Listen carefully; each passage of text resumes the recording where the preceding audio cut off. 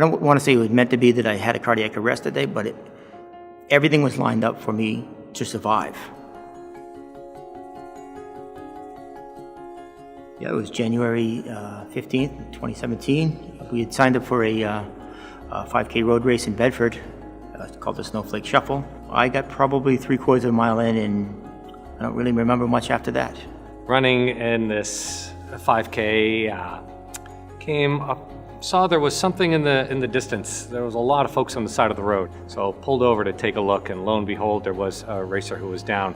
I remember panicking a little bit. I'm so glad there were other people around that knew what they were doing. There were definitely people on the scene that knew what to do next. First thing that we do now is call for an AED. So looked around, there was a policeman close by, you've got to call for an AED now. As we're waiting for that, continue with chest compressions, continue to check for a pulse. There were a couple of nurse practitioners who were running that work here at CMC, which made me feel very happy, a good team with me. An AED shows up from Bedford EMS, hooked on the patches. The next thing I remember, waking up in the ambulance. I got a call later on from that doctor that said, the chest compressions must have been good because he's sitting up in bed eating lunch right now. It was pretty amazing. I really didn't know the severity of what happened.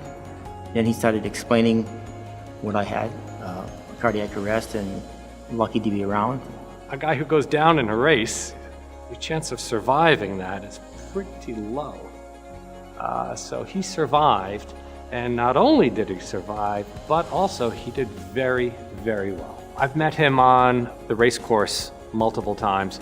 I've met him at events at CMC. He's a great spokesman for the American Heart Association.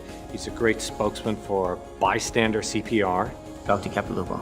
Meeting him it's like seeing your best friend that you haven't seen in a long time. It's that emotion that just comes over you. You want to go give him a big hug, a big smile every time.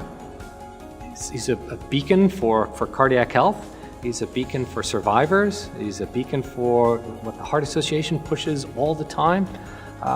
It's great to see him. I love seeing the connection that they have with Ray, the bond over something so, a miracle, that happened here. Everything fell right into place between the help I received, the ambulance on site, and then CMC. I got a long future ahead of me. A long future.